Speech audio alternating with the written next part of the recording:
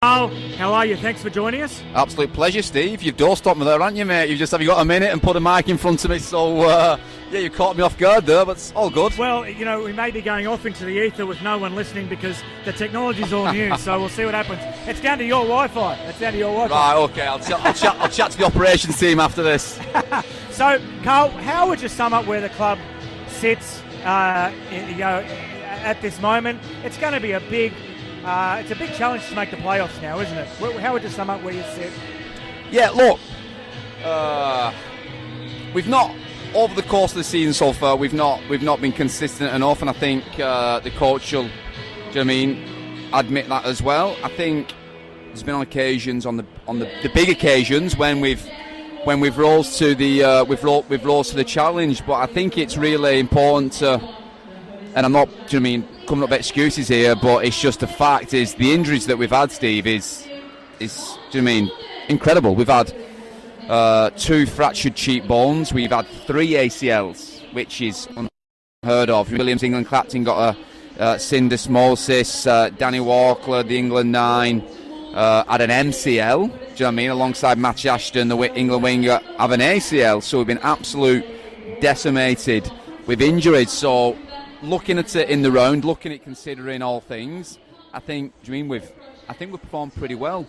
Fantastic trip to Wembley. Good performance at Wembley. We probably should have posted a few more points on the board with all the territory in possession. We went in there as significant underdogs, and we almost had our hands on that trophy, but we didn't. But do you know what? We're going to be better for going through this adversity with the young players that are coming in. They're going to be better for the experience. It's testing our squad strength. But we know we need to improve, and that starts today against Huddersfield. We had a great performance last week against Wigan. Last time I was here, I asked Sam at the press conference about Mal Meninga getting the Perth Bears job, and he said that he'd applied for it and it was an interesting experience for him. Does that have any impact on you or the club as far as coaching is concerned? I guess you kind of knew that if a big opportunity came in Australia, he'd consider it. So does that change anything? No, Luke, we were totally relaxed about that, Steve. Now, Luke, Sam's a man of his word, and Sam's contracted here to the end of 2026. So irrespective if he was going to get the Perth job or not, he was going to be here to the end of 2026. He's also made it clear from day one that he has got appetite and ambition to go back in the NRL.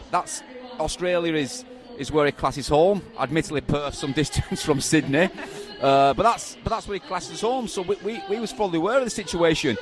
But it does mean, Steve, if he goes back and gets a job in the NRL, it means that he's done a good job for ourselves here. Mm-hmm. So yeah, we were totally relaxed about that. He kept us updated on the situation. So yeah, we fully understood that. And so yeah, we're cool with that. Is it too early to talk about extending him, or is that something for next year? Oh, that's something for next year. We've already extended him once. We've got an additional 12 months. He signed originally a 2-year deal, so I got extended to 26. But yeah, we'll review the situation next year. We'll have those discussions and we'll take it there. But yeah, we're not in a rush at the moment to extend it at the moment, and neither is he. Now, there's a lot happening off the field, as I whispered to you before we went on air, and there's a big meeting next month about various proposals for the new RFL administration and possible changes to competition structure, merging the bottom 2 divisions, the top division going to 14, and it has been reported in the last 24 hours that all clubs would be meeting this Thursday at Odsal to have a discussion ahead of the big meeting next month. Is that happening? As far as I'm aware, no. So whether that's just Championship and League One club, Steve, possibly. Yeah. But yeah, it's I'm not aware of that, mate. No. So what's Warrington's position on a 14-team Super League? And do you have any clue as to how that might be financed? That's a good question in terms of how that would be financed. So look, we would be open to a 14-team competition. I think the removal of loop games, playing everyone between home and away in a potential magic, I think is probably the best solution. We agree with that, but the key thing is, and you've just raised it there, is how is this going to be financed? I mean, the central distributions are at its lowest that it's ever been. For a number of years. Down to now 1.3 million. The introduction of 2 further clubs, I'm not sure Do you mean how that will be financed? If there is a formula, if there a way that we can, or the game can find a way to fund these two teams? Do they come in on the same distributions or not? I don't know. But obviously that has to be considered, has to be thought through before we bring in additional teams, before we raise it from 12 to 14. But look, what I will say, Steve, and I've mentioned this a few times, look, whether you have 10 teams, whether we have 12 teams, whether we have 14, whether we have 16, the importance is how we promote and market this sport. Do you know what I mean? So we could go to 14 teams. Is that going to solve our problems? No. Okay? So yes, we have to consider it. I totally get that. But it's not a priority. The priority is how we're going to promote this game and market in the right way and how it should be. Once we get that right, we can have 12 teams, we can have 10 teams, we can have 14 teams. So yes, we have to consider it. But for me, that's not a priority. So is NRL Europe a factor in these conversations taking place next month, or is that another 12 months down the track to your mind? Look, in terms of timelines, I can't comment on that. I'm not sure. I'm not aware of that. Obviously, there's been reports that they are interested in Super League. You know, discussions in Vegas with Peter and Andrew. That there is some appetite there. How far that along, I'm not sure. I can't comment. When is that set to take place? Again, I'm not sure on that. But I think it does make sense, certainly to explore it. Again, the devil's got to be the details, Steve. What does it actually look like? What does it mean for Super League? What does it mean for the NRL? Now, working with the NRL on the Vegas project and the Vegas game was absolutely fantastic. You know, great to work with. Do you mean far well resourced than the game over here? But I think also they was impressed in terms of what ourselves and Wigan brought to the table as well. So, look, I think it definitely makes interest to certainly have a look at it, but the devil's going to be in the detail. What does it actually mean for the Super League? What does it actually mean for the NRL? But yes, we would certainly be up to have those discussions. How do you vote on proposals that are put to you by the new committee at the RFL without knowing what the alternatives are? Because obviously the NRL would be an alternative. So you need all the cards need to be on the table for you to make an informed vote, doesn't it? Yeah. So it depends what the proposals are, and depends what you're voting for. So, irrespective if the NRL come to the table or not, we need to get our own house in order. Do you know what I mean? So let's say the NRL thing doesn't come through, or those discussions don't happen, and they don't materialise for one thing or another. We need to change how we promote, how we dress, how we sell ourselves. So whether the NRL come on board or not, there's things that need to improve and need to be discussed and need to be voted on. Right. Okay, one more thing, Carl, thanks for joining us. Before kick-off, I had queued up a grab from 40-20, Phil Kaplan and Richard Shaw-Wright from Monday night. I don't know if you heard it, but they talked a little bit about the club and its identity. They talked about the big score that the women's team conceded last week. They talked about maybe a confused image between Wolves and Wire and this sort of stuff. Firstly, the women's. Obviously, no one likes to see those sort of scores. So what does the future hold for the women's team, and how do you kind of build that up? Yeah, so look, I think with the women's team, Luke, being honest, Steve, we've probably tried to run before we could walk here. In all honesty, they probably need to drop down the division. Now, the Super League is very competitive. Our women's team is still run by the foundation, with club support, of course. But I think we just tried to accelerate that too quickly. Now, we've actually been discussing having a 4 or 5 year strategy here to look to improve the women's team and improve the women's game, because it's such an important part of the club.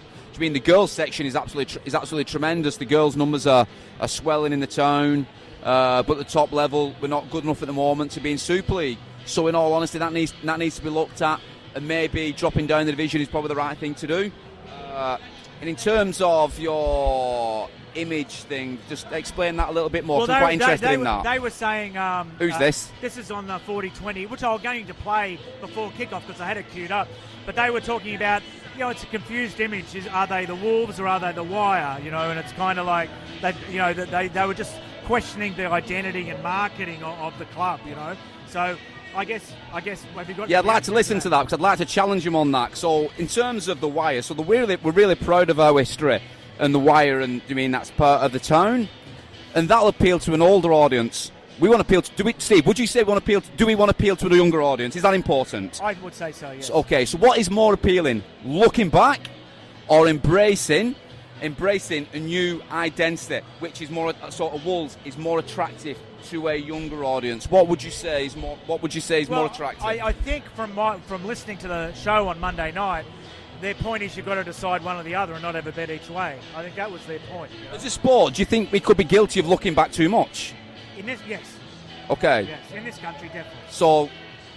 So the brand positioning then has to be looking forward, has to be leaning into the Wolves. Yeah. But really important that we do not forget our past and forget our heritage in terms of the Wire. So yeah, I'd like to see that podcast. I'd like to challenge them on that and to get an understanding on what they was discussing, because look, we try to position ourselves, I suppose, different to a lot of traditional rugby league clubs with a lot of the initiatives that we're going on. So you mentioned in the 40-20. So we've got a 40-20 lounge that turns into a nightclub after the game, and if we kick a 40-20, it's free shots for everyone. So make sure you get in there.